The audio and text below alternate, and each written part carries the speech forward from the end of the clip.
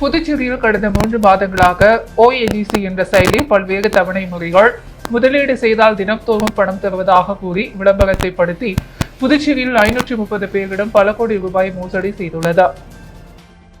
புதுச்சேரியில் கடந்த 3 மாதங்களாக OAGC என்ற செயலி பல்வேறு தவணை முறைகள் முதலீடு செய்தால் தினம்தோறும் பணம் தருவதாக கூறி விளம்பரப்படுத்தி வந்துள்ளன.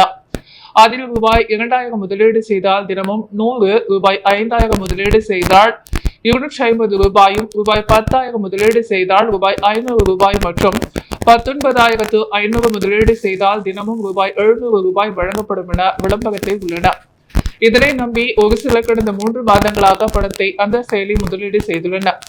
பின்னர் விளம்பரத்தில் கூறியதை போல் முதலீடு செய்த தொகையை ஏற்ப தினமும் அவர்களுக்கு பணம் வந்துள்ளது. இதையடுத்து முதலீடு செய்த நபர்கள் இதனை அவரது நண்பர்களும் உறவினர்களும் செயலி அனுப்பி முதலீடு செய்தால் நிறைய பணம் வருகிறது என கூறியுள்ளனர். இதனை நம்பி OAGC செயலியில் 700க்கும் மேற்பட்டவர்கள் முதலீடு செய்த 2 மாதங்களுக்கு சரியாக பொதுமக்கள் அனுப்பிய தொகைக்கு ஏற்ப தினம்தோறும் பணம் வந்து கொண்டிருந்தது. இந்நிலையில் அந்த குழுவின் நிர்வாகி திடீரென வெள்ளிக்கிழமை மட்டுமே 7 நாளைக்கு சேர்த்து முதலீடு செய்ததற்கு ஏற்ப பணம் அனுப்பப்படும் என கூறியுள்ளார். அதேபோல் 2 வெள்ளிக்கிழமை மட்டுமே பணம் பொதுமக்களுக்கு வந்துள்ளது. பிறகு கடந்த 3 வாரங்களாக யாருக்குமே பணம் வராததால் முதலீடு செய்த போது மக்கள் புதுச்சேரி சைபர் கிரைம் காவல் நிலையத்தில் புகார் அளித்துள்ளனர். இதுகுறித்து சைபர் கிரைம் போலீசார் நடத்திய முதற்கட்ட விசாரணைகள் OAGC செயலியில் 19,600க்கு தினமும் 700 ரூபாய் வரும் என ஆசைப்பட்ட நிறைய பேர் பணத்தை முதலீடு செய்துள்ளனர். தற்போது வரை சுமார் 530 நபர்கள் முதலீடு செய்துள்ளனர். இதேபோல் கடந்த சில மாதங்களாக லூப் ஆப், கிரிப்டோ போன்ற பல்வேறு செயலிகளில் பொதுமக்கள் முதலீடு செய்து பல கோடி இழந்துள்ளனர். இது குறித்து Puducherry cyber crime senior SP Nithya Radhakrishnan வெளியிட்டுள்ள செய்திக்குறிப்பில் கூறியிருப்பதாவது: பெயர் தெரியாத நபர்கள் கூறுவதை நம்பி ஆன்லைனில் முதலீடு செய்து பணத்தை ஏமாற வேண்டாம். இது போன்ற மோசடி செயலிகள் வெளிநாட்டிலிருந்து இயக்கப்படுகிறது. கடந்த சில மாதங்களாக பல்வேறு செயலிகள் முதலீடு செய்து பல கோடியை பொதுமக்கள் இழந்துள்ளனர். அதிக லாபம் கிடைக்கிறது என்று நம்பி மீண்டும் மீண்டும் பொதுமக்கள் முதலீடு செய்து பணத்தை இழந்து வருகின்றனர். எனவே இணைய வழியில் முதலீடு செய்து ஏமாற வேண்டாம். இதில் பொதுமக்கள் எச்சரிக்கை இருக்க வேண்டும். இவ்வாறு அதில் கூறப்பட்டுள்ளது. பிரதமர் மோடியை தொடர்ந்து வரவு மீறி விமர்சிக்கும் ராகுல் காந்தியை கண்டித்த புதுச்சேரி பிஜேபி சார்பில் காங்கிரஸ் அலுவலகம் நோக்கி கண்டன பேரணி நடைபெற்றது. இதில் 1000க்கும் மேற்பட்டோர் கலந்து கொண்டனர். அதன்படி சுதேசி பஞ்சாலையில் ஒன்று திரண்ட பிஜேபியினர் மாநில தலைவர் VP ராமலிங்கம் தலைமையில் பேரணியாக புறப்பட்டனர். பேரணிகள் புதுச்சேரி மாநிலம் முழுவதும் இருந்த சுமார் 1000க்கும் மேற்பட்ட ஆண்கள், பெண்கள் பாஜக கூடியவுடன் திரளாக கலந்து கொண்டனர். பேரணியானது மறைமலை அடிகள் சாலை, அண்ணா சாலை வழியாக காமராஜர் சிலை அருகே சென்றது. அப்போது திடீரென்று காங்கிரஸ் அலுவலகத்தை முற்றுகையிட ஓடிய பிஜேபியினரை போலீசார் தடுப்பு கட்டை அமைத்து தடுத்தனர். பின்னர் அங்கேயே ராகுல் காந்தியை கண்டித்து கண்டன கோஷங்களை எழுப்பினார்கள். இந்த பேரணிகள் அமைச்சர் ஜான்குமார், முன்னாள் அமைச்சர் சாய் சரவணகுமார், சட்டமன்ற உறுப்பினர்கள் கல்யாண சுந்தரம், தீபா இந்தாள், செல்வம், மாநில பொதுச் செயலாளர்கள் மோகன்குமார், லட்சுமி நாராயணன், மாநில துணைத் தலைவர் கூடப்பாக்கம் ஜெயக்குமார், உழவர்கரை சரவணன் உள்ளிட்ட பிஜேபியின் அனைத்து பிரிவு நிர்வாகிகள், மகளிர் அணியினர் என திரளாக கலந்து கொண்டனர். புதுச்சேரி மற்றும் காரைக்கால் கொம்யூன் பஞ்சாயத்துகளுக்கு குடிநீர் கள நீர் பரிசோதனை பெட்டியை முதலமைச்சர் ரங்கசாமி இன்று வழங்கினார். ஜல் சக்தி அமைச்சகத்தின் வழிகாட்டுதலின்படி JJM திட்டம் மற்றும் நிதி மூலம் அனைத்து புதுவை மற்றும் காரைக்கால் 10 கொம்யூன் பஞ்சாயத்துகளுக்கு 2ஆம் கட்டமாக 123 குடிநீர் கள இளநீர் பரிசோதனை பெட்டி வழங்கப்படுகிறது. அதன் பொருட்டு குடிநீர்கள் பரிசோதனை பெட்டியினை கொம்யூன் ஆணையர்கள், சுய உதவிக்குழு உறுப்பினர்கள் மற்றும் VWSC உறுப்பினர்களும் முதல்வர் ரங்கசாமி இன்று சட்டப்பேரவையில் வழங்கி தொடங்கி வைத்தார். இந்நிகழ்ச்சியில் உள்ளாட்சித்துறை இயக்குநர் சக்திவேல், துணை இயக்குநர் சவுந்தரராஜன், நகராட்சி செயற்பொறியாளர் உள்ளாட்சித்துறை, JJM ஒருங்கிணைப்பாளர் பாலமுருகன் ஆகியோர் பங்கேற்றனர். இந்த குடிநீர் கள பரிசோதனை பெட்டியின் மூலமாக குடிநீரில் உள்ள pH, காரத்தன்மை, கடினத்தன்மை, chloride, fluoride, ammonia, nitrate, nitrate இரும்பு பாஸ்பேட், குளோரின், TDS உள்ளிட்ட 12 வகையான தர குறைபாடுகள் அந்த இடத்திலேயே கண்டறியலாம். ராஜ்பேட்டை தொகுதி சலவையாளர் நகர் இளைஞர்கள் நடத்தும் 9ஆம் ஆண்டு விநாயகர் சதுர்த்தி விழாவில் முன்னாள் சபாநாயகர் சிவக்கொழுந்து, சப்தகிரி அறக்கட்டளை பொறுப்பாளர் VPS ரமேஷ்குமார் ஆகியோர் கலந்து கொண்டு விநாயகரை வழிபட்டனர். புதுச்சேரி லாஸ்பேட்டை தொகுதிக்குட்பட்ட சல்லரியாளர் நகர் இளைஞர்கள் நடத்தும் 9ஆம் ஆண்டு விநாயகர் சதுர்த்தி விழா விமர்சையாக நடைபெற்றது. விநாயகருக்கு சிறப்பு பூஜைகள் செய்யப்பட்டு மகா தீபாரதனை காட்டப்பட்டது. இந்த விழாவில் சிறப்பு அழைப்பாளராக முன்னாள் சபாநாயகர் சிவக்கொழுந்து, சப்தகிரி அறக்கட்டளை பொறுப்பாளர் VPS ரமேஷ்குமார் ஆகியோர் கலந்து கொண்டு விநாயகரை வழிபட்டனர். தொடர்ந்து அவர்களுக்கு பொன்னாடை போற்றி மாலை அணிவித்து பூர்ண கும்ப மரியாதை அளிக்கப்பட்டது. இந்த விழாவில் சலவையாளர் நகரை சேர்ந்த இளைஞர்கள் மற்றும் ஊர் பொதுமக்கள் பல கலந்து கொண்டனர். காமராஜர் நகர தொகுதியைச் சேர்ந்த பிரபல தொழிலதிபர் ஹேமாவதி சண்முகம் பாரதிய ஜனதா கட்சி மாநில தலைவர் VP ராமலிங்கம் முன்னிலையில் தன்னை பாரதிய ஜனதா கட்சியில் இணைத்துக் கொண்டார்.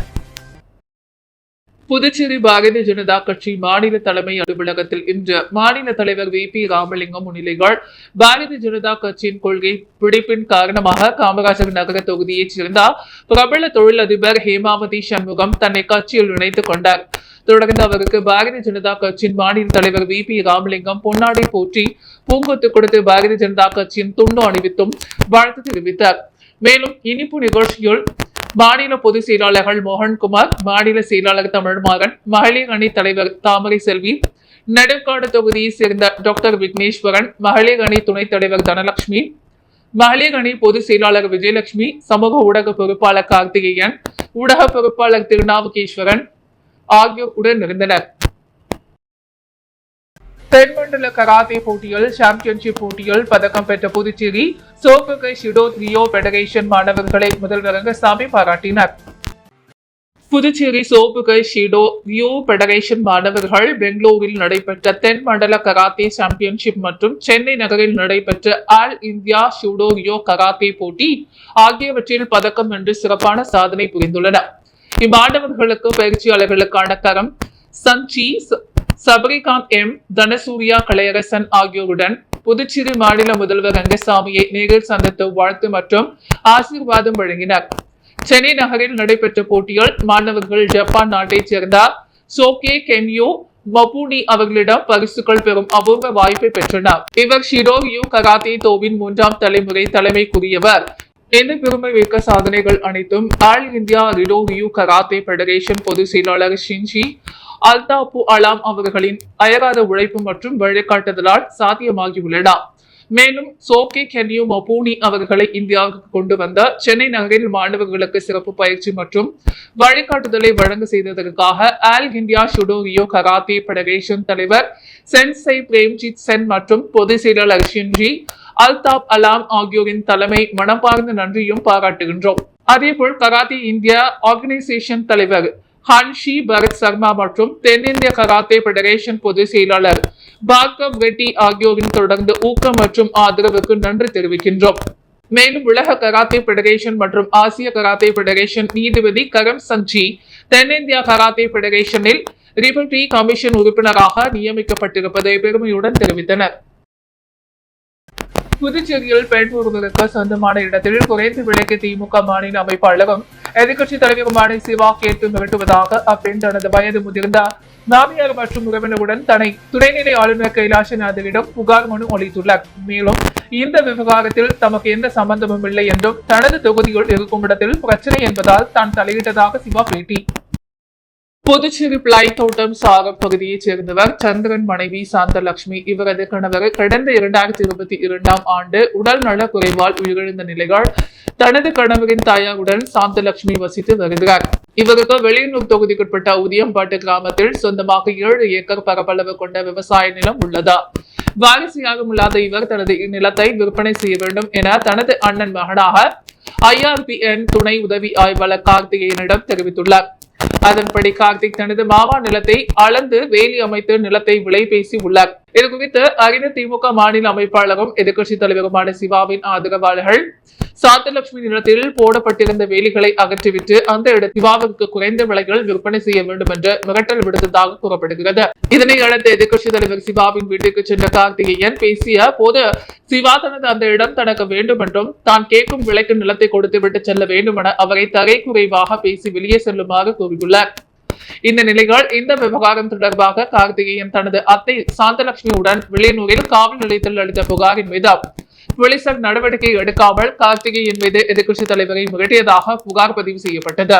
இதில் விரக்தி அடைந்த கார்த்திகேயன் தனது அத்தை மற்றும் அத்தையின் வயது முதிர்ந்த மாமியாருடன் புதுச்சேரி துணைநிலை ஆளுநர் கைலாசநாதரை ஆளுநர் மாளிகையில் சந்தித்து தங்களது நிலத்தை எதிர்க்கட்சித் தலைவர் சிவா குறைந்த விலையை கேட்டு மிரட்டுவதாக புகார் மனு அளித்துள்ளார். இது தொடர்பாக சட்டப்பேரவையில் உள்ள தனது அலுவலகத்தில் செய்தியாளர்களை சந்தித்த சிவா, சாந்தலட்சுமிக்கு சொந்தமான நிலத்தை அவரின் உறவினரும் தனது கட்சியை சேர்ந்த அதிமுக மற்றும் குலசேகரன் ஆகியோர் குத்தகைக்கு எடுத்து வைத்திருப்பதாகவும் அதில் அவர்கள் விவசாயம் செய்து வந்த நிலைகள் அவர்களிடம் தெரிவிக்காமல் கார்த்திகேயன் தனது ஆதரவாளருடன் வந்தார். வேலி போட்டதாகவும் இதனை தட்டி கேட்டு அவர்களிடம் வாக்குவாதத்தில் ஈடுபட்டு கும்பல் குடியிருப்பது தனக்கு தெரிய வர தனது தொகுதியில் இருக்கும் இடத்தில் பிரச்சனை என்பதால் இது குறித்து காவல் நிலையத்தில் தகவல் அளித்து இது தொடர்பாக நடவடிக்கை எடுக்க வலியுறுத்தியதாக தெரிவித்தவர். இந்த விவகாரத்தில் தமக்கு எந்த சம்பந்தமும் இல்லை எனவும் தனது பெயருக்கு களங்கம் விளைவிக்கும் வகையில் இந்த விவகாரத்தில் சிலர் செயல்படுவதாக சிவா தெரிவித்துள்ளார். மேலும் கடந்த ஒரு வாரத்திற்கு முன்பாக பிரெஞ்சு குடியுரிமை பெற்றவர் நிலத்தை திமுக முன்னாள் அமைச்சர் அபகரிக்க முயல்வதாக அந்த நபர் காவல்துறை டிஜிபியிடம் புகார் அளித்துள்ள நிலையில் தற்போது திமுக மாநில அமைப்பாளரும் எதிர்க்கட்சி தலைவருமான சிவா பெண் ஒருவரின் நிலத்தை குறைந்த விலைக்கு கேட்டு மிரட்டுவதாக துணைநிலை ஆளுநரிடம் புகார் அளிக்கப்பட்டுள்ள சம்பவம் சர்ச்சையை ஏற்படுத்தியுள்ளது. அகில இந்திய என்ஆர் காங்கிரஸ் கட்சியின் மாநில பொதுச் செயலாளராக நியமிக்கப்பட்ட NSJ ஜெயபாலை உழவர்கரை தொகுதி என்ஆர் காங்கிரஸ் கட்சி நிர்வாகிகள் சந்தித்து வாழ்த்து தெரிவித்தனர். அகில இந்திய என்ஆர் காங்கிரஸ் பேர் இயக்கத்தின் மாநில நிர்வாக கமிட்டியில் முதன்மை செயலாளராக இருந்து தற்போது மாநில பொதுச் செயலாளராக NSJ ஜெயபால் என்கிற ஐயனாரை என்ஆர் காங்கிரஸ் நிறுவன தலைவரும் முதலமைச்சருமான ரங்கசாமி அறிவித்தார்.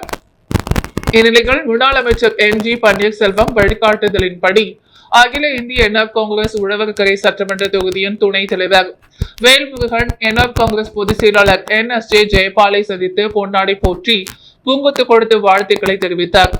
இந்த நிகழ்ச்சியில் உழவர்கரை தொகுதி தலைவர் முருகா மற்றும் பொதுச் செயலாளர் அன்பு மற்றும் கட்சி நிர்வாகிகள் செல்வம், கார்த்தி, முரளி, லெனின், பாஸ்கர், சேவல், குமார், கணேஷ், சந்தோஷ், செல்வராசு, தெய்வீகம், அருள், அகில இந்திய என்ஆர் காங்கிரஸ் மகளிர் அணி மாநில துணைத் தலைவர் அஞ்சலாட்சி, பரிகோ, சுமதி, ராதா, கோகிலா உள்ளிட்ட பலர் உடன் இருந்தனர். புதுச்சேரியில் 72 இளநிலை வழக்கறிஞர்களுக்கு உதவித்தொகையை முதலமைச்சர் ரங்கசாமி இன்று வழங்கினார். புதுச்சேரி முதலமைச்சர் ரங்கசாமி தலைமையிலான அரசு பொறுப்பேற்ற பிறகு புதுச்சேரி சட்டத்துறையானது புதுச்சேரி இளைநிலை வழக்கறிஞர்களுக்கு புதுச்சேரி அரசின் இளைநிலை வழக்கறிஞர்கள் திட்ட விதிகளின் கீழ் வரைகுறைஞர் ஒருவருக்கு மாதாந்திர உதவித்தொகையாக ரூபாய் 5000 வீதம் கடந்த 2 ஆண்டுகளாக வழங்கி வருகிறது. இந்த வழக்குரைஞர்களுக்கான நிதி உதவியை பெறுவதற்கு வழக்குரைஞர்கள் 30 வயதுக்குள் இருக்க வேண்டும். புதுச்சேரி டாக்டர் அம்பேத்கர் அரசு சட்டக் கல்லூரியில் சட்டம் படிப்பில் பட்டம் பெற்ற புதுச்சேரியில் வழக்கறிஞர்களாக இருக்க வேண்டும். ஆண்டு வருமானம் ரூபாய் 2 லட்சத்துக்கு மிகாமல் இருக்க வேண்டும். இந்த நிபந்தனைகள் உள்ளடங்கிய வழக்கறிஞர்களை இந்த உதவித்தொகையை பெறுவதற்கு தகுதியுடையவர்கள். இத்திட்டத்தின் கீழ் முதல் முறையாக இளைநிலை வழக்கறிஞர்களுக்கு உதவித்தொகை வழங்கப்பட்டது. இன்று முதலமைச்சர் ரங்கசாமி சட்டப்பேரவையில் உள்ள தனது அலுவலகத்தில் 72 இளநிலை வழக்கறிஞர்களுக்கு உதவித்தொகையாக 86,40,000 ரூபாய்க்கான காசோலையை வழங்கினார். இந்நிகழ்ச்சியில் சட்ட அமைச்சர் லட்சுமி நாராயணன், சட்ட செயலர் கேசவன், சட்டத்துறை சார்பு செயலர் ஜான்ஸ், ரவி என்கிற ஜான்சி, வழக்கறிஞர் சங்க தலைவர் ரமேஷ், செயலாளர் நாராயணகுமார் ஆகியோர் உடன் இருந்தனர். புதுச்சேரி நகராட்சி மற்றும் கொம்யூன் பஞ்சாயத்து ஊழியர்கள் பல்வேறு கோரிக்கைகளை வலியுறுத்தி இன்று 9வது நாளாக தொடர் போராட்டத்தில் ஈடுபட்டனர். 7வது ஊதிய குழுவை அமல்படுத்த வேண்டும், 33 மாத நிலுவை சம்பளம் வழங்க வேண்டும் உள்ளிட்ட பல்வேறு கோரிக்கைகளை வலியுறுத்தி புதுச்சேரி உள்ளாட்சித்துறை ஊழியர்கள் உள்ளாட்சித்துறை தலைமை அலுவலக வாயில் பகுதிகள் முற்றுகை போராட்டம் தொடர்ந்து 9வது நாளாக நடைபெற்று வருகிறது. போராட்டத்தால் மக்கள் பணி மிகவும் பாதிக்கப்படுகிறது. இதற்கு தீர்வு காணும் மேலும் நகராட்சி கொம்யூன் பஞ்சாயத்து ஊழியர்களின் நியமன கோரிக்கைக்கு ஆதரவு தெரிவிக்கும் விதமாக உருளையன்பேட்டை தொகுதி சட்டமன்ற உறுப்பினரும் புதுச்சேரி மனிதநேய மக்கள் சேவை இயக்க நிறுவன தலைவருமான நேரு என்கிற குப்புசாமி ஊழியர்களின் கோரிக்கையை ஏற்ற முதல்வர் அவர்களிடமும் உள்ளாட்சித்துறை செயலர் அவர்களிடமும் துறை இயக்குநர் அவர்களிடமும் இது பற்றி கலந்து பேசி இதற்கான சமூக முடிவு எடுக்கப்படும் என ஊழியர்கள் மத்தியில் உரை நிகழ்த்தினார். 16ஆம் ஆண்டு விநாயகர் சதுர்த்தி விழாவை முன்னிட்டு வளம்புரி விநாயகர் ஆலயத்தில் நடைபெற்ற சந்தன காப்பு நிகழ்ச்சியில் தொகுதி திமுக பொறுப்பாளர் கோபால் உட்பட ஏராளமான கலந்து கொண்டு சுவாமி தரிசனம் செய்தனர். வில்லியன்பேட்டை தொகுதிக்குட்பட்ட கல்வி பங்களா பகுதியில் அமைந்துள்ள வளம்புரி விநாயகர் ஆலயத்தில் விநாயகர் சதுர்த்தி விழாவை முன்னிட்டு சந்தன காப்பு அலங்காரம் நடைபெற்றது. முன்னதாக சுவாமிக்கு சிறப்பு அபிஷேக ஆராதனைகள் நடைபெற்ற பின்பு மகா தீபாரதனை காண்பிக்கப்பட்டது. இதில் வில்லியன்பேட்டை திமுக பொறுப்பாளர் கோபால் உட்பட ஏராளமான கலந்து கொண்டு சுவாமி தரிசனம் செய்தனர். அதனைத் தொடர்ந்து அனைவருக்கும் பிரசாதங்களும் வழங்கப்பட்டது. இந்நிகழ்ச்சிகளை ஏற்பாடுகளை அப்பகுதி இளைஞர்கள் செய்திருந்தனர். குறிச்சிக்குப்பம் அட்வொகேட் சின்னத்தம்பி வீதியில் அமைந்துள்ள இதோ உன் தாய் மகியை வாழ்க கேபிகள் அன்னையின் கொடியேற்றும் விழா நடைபெற்றது. குறிச்சிக்குப்பம் அட்வொகேட் சின்னத்தம்பி வீதியில் அமைந்துள்ள இதோ உன் தாய் மகியை வாழ்க கேபிகள் அன்னையின் கொடியேற்றும் விழா நடைபெற்றது. இந்த நிகழ்ச்சியை அந்த பகுதியைச் சேர்ந்த ஒரு பொதுமக்கள் ஏற்பாடு செய்தனர். முன்னாள் அமைச்சர் மக்கள் தலைவர் கண்ணன் அவர்களின் மகன் விக்னேஷ் கண்ணன் சிறப்பு அழைப்பாளராக பங்கேற்று இந்த நிகழ்ச்சியில் கலந்து கொண்டார். அவர் 500க்கும் மேற்பட்ட பக்தர்களுக்கு கேக் பாக்ஸ் வழங்கி வாழ்த்து தெரிவித்தார். மேலும் இந்நிகழ்ச்சியில் ஒரு பொதுமக்கள் மற்றும் விக்னேஷ் கண்ணன் ஆதரவாளர்கள் திரளாக பங்கேற்றனர். இந்நிகழ்ச்சியில் கலந்து வருகை தந்த திரு விக்னேஷ் அண்ணன் அவர்களுக்கு அப்பகுதி இளைஞர்கள் உற்சாக வரவேற்பு அளித்தனர். அகில இந்திய அண்ணா காங்கிரஸ் பொதுச் செயலாளர் நியமிக்கப்பட்ட NSJ ஜெயபால் வழக்கறிஞர் அணியின் மாநில தலைவர் குமரன் தலைமையில் சந்தித்து வாழ்த்து தெரிவிக்கப்பட்டது. அகில இந்திய அண்ணா காங்கிரஸ் கட்சியின் பொதுச் செயலாளர் முதல்வர் அவர்களால் நியமனம் செய்யப்பட்ட NSJ ஜெயபால் மாநில வழக்கறிஞர் அணியின் சார்பாக அதன் மாநில தலைவர் குமரன் தலைமையில் சந்தித்து வாழ்த்து தெரிவித்தார். அவருடன் மாநில வழக்கறிஞர் அணியின் துணைத் தலைவர்கள் ராஜேந்திரன், சந்திரன், முருகையன், நகர அணி மற்றும் செயலாளர்கள் கார்த்திகேயன், சரண்ராஜ் ஆகியோர் நேரில் சென்று வாழ்த்தினர். முதலியார்பேட்டை என்ஆர் காங்கிரஸ் சட்டமன்ற தொகுதி பொதுச் செயலாளர் சஞ்சய் உடனிருந்தார். புதுச்சேரி அன்னை சிவகாமி பள்ளியில் நடைபெற்ற டெங்கு குறித்த விழிப்புணர்வு அறிவியல் கண்காட்சியை சட்டமன்ற உறுப்பினர் சம்பத் பார்வையிட்டு வெற்றி பெற்ற மாணவிகளுக்கு பரிசுகளை வழங்கி பாராட்டினர். இந்நிகழ்ச்சிக்கு முதலியார்பேட்டை சட்டமன்ற உறுப்பினர் சம்பத் கலந்து கொண்ட மலேரியா என இயக்குநர் டாக்டர் சிவராமன், கல்வித்துறை மாநில திட்ட இயக்குநர் கல்பனா ஆகியோர் சிறப்பு அழைப்பாளராக கலந்து கொண்டனர். டெங்கு விழிப்புணர்வு நிகழ்ச்சியில் மாணவர்களின் டெங்கு கண்காட்சி நடைபெற்றது. அதனைத் தொடர்ந்து கோல போட்டி, ஓவிய போட்டி போன்றவை நடத்தப்பட்டது. டெங்கு நோயிலிருந்து எப்படி நம்மை பாதுகாப்பது, கொசு உற்பத்தியை எவ்வாறு தடுப்பது மற்றும் அவற்றை மக்களிடையே விழிப்புணர்வு ஏற்படுத்தி டெங்கு இல்லாத புதுவையை மாற்ற உறுதி ஏற்பதாக அமைந்திருந்தது. டெங்கு விழிப்புணர்வு நிகழ்ச்சியில் 100க்கும் மேற்பட்ட மாணவர்கள் கலந்து கொண்டனர். போட்டியில் வெற்றி பெற்ற அனைவருக்கும் சிறப்பு அழைப்பாளர்கள் பரிசுகளை வழங்கினர். நிகழ்ச்சியில் அன்னை சிவகாமி பள்ளி துணை முதல்வர் களியமூர்த்தி வரவேற்றார். ஆரம்ப சுகாதார நிலையத்தின் மருத்துவர் சரண்யா நன்றி உரை ஆற்றினார். மருத்துவர் பாலாஜி, மலேரியா பிரிவின் தொழில்நுட்ப வல்லுநர்கள், சுகாதாரத்துறை ஊழியர்கள், ஆஷா பணியாளர்கள், பொதுமக்கள் கலந்து கொண்டனர். இந்நிகழ்ச்சிக்கான ஏற்பாடுகளை பள்ளியின் NSS ஆசிரியை தாக்ஷசாந்தா, சுகாதார உதவி ஆய்வாளர் ஜானகிராமன், ஆனந்தராஜ், ரீட்டா சரவணன், சுகாதார ஆய்வாளர் ஸ்ரீதரன், பள்ளி மாணவர்கள், ஊழியர்கள் கலந்து கொண்டனர். வேகமாக இந்திய மோட்டார் சைக்கிள் தயாரிப்பாளரான அல்ட்ரா வயலட்டின் புதிய கிளை பாண்டிச்சேரியில் திறக்கப்பட்டது. ஐரோப்பா முழுவதும் அறிமுகமாகி கவனம் ஈர்த்த நிறுவனம் அல்ட்ரா வயலட் நிறுவனத்தின் புதிய அனுபவ மையம் புதுச்சேரியில் திறக்கப்பட்டுள்ளது. இதன் மூலம் இந்தியாவிலும் தன்னுடைய கிளைகளை விரிவாக்கம் செய்து வருகிறது. இந்த மைக்கேல் இந்தியாவில் அல்ட்ரா வயலட்டின் தொடர்ச்சியான வளர்ச்சியை எடுத்து காட்டுவது மற்றும் நாடு முழுவதும் செயல்திறன் சார்ந்த மற்றும் நிலையான மின்சார இருசக்கர வாகனங்களை வழங்குவதற்கான அதன் உறுதிப்பாட்டை வலுப்படுத்துகிறது. UV ஸ்பேஸ் ஸ்டேஷன் 100 அடி சாலை, சுந்தர்ராஜா நகர், புதுச்சேரி என்ற முகவரியில் அமைந்துள்ளது. UV ஸ்பைஸ் ஸ்டேஷன் ஆனது வாடிக்கையாளர்களுக்கு முழுமையான விற்பனை மற்றும் கொள்முதல் அனுபவத்தை வழங்க வடிவமைக்கப்பட்டுள்ளது. டெஸ்ட் ரைடு முதல் அல்ட்ரா வயலட்டின் தற்போதைய மாடல்களின் விநியோகம் மற்றும் வரவிருக்கும் கண்டுபிடிப்புகள் வரை அனைத்தையும் உள்ளடக்கியது. இதற்கு துணையாக ஒரு தனித்துவமான சேவை மையம் உள்ளது. இது அனைத்து ஆதரவு மற்றும் பராமரிப்பு தேவைகளையும் நிவர்த்தி செய்ய முழுமையாக பொருத்தப்பட்டுள்ளது. அதே நேரத்தில் உண்மையான உதிரி பாகங்கள் வழங்குகிறது. தடையற்ற மற்றும் பலமான உரிமை பயணத்தை உறுதி செய்கிறது. புதிதாக நிறுவப்பட்ட UV ஸ்பைஸ் ஸ்டேஷன் டீலரான GMB மோட்டார்ஸ் உடன் இணைந்த அல்ட்ரா வயலட்டின் செயல்திறன் மோட்டார் சைக்கிள்களான F77 March 2 மற்றும் F77 சூப்பர் ஸ்ட்ரீட் ஆகியவை தெரிந்து கொள்ள விரிவான அனுபவத்தை வாடிக்கையாளர்களுக்கு வழங்கும் அனுபவ மையம் நிறுவனத்தின் செயல்திறன் மோட்டார் சைக்கிள்களான F77 Match 2 மற்றும் F77 Super Street ஆகியவற்றை வெளியிட்டுள்ளது. இந்த தயாரிப்புகள் 40.2 HP மற்றும் 100 Nm டாக்டரை வழங்கும் பவர் ரேட்டுடன் மின்சார செயல்திறனை மறுவரையறை செய்கின்றன. இது 2.8 வினாடிகளில் 0 முதல் 60 kph வரை வேகத்தை அதிகரிக்கும். 10.3 kWh பேட்டரியுடன் பொருத்தப்பட்ட இது ஒருமுறை சார்ஜ் செய்தால் 123 கிலோமீட்டர் IDC ரேஞ்சை கொண்டுள்ளது. திறப்பு விழா குறித்து அல்ட்ரா வயலட்டின் நிறுவன தலைமை நிர்வாக அதிகாரியும் இணை நிறுவனருமான நாராயணன் சுப்பிரமணியன் பேசுகைகள், புதுச்சேரி பாரம்பரிய நவீன மற்றும் புதுமையான வாழ்க்கையின் சங்கமாக விளங்குகிறது.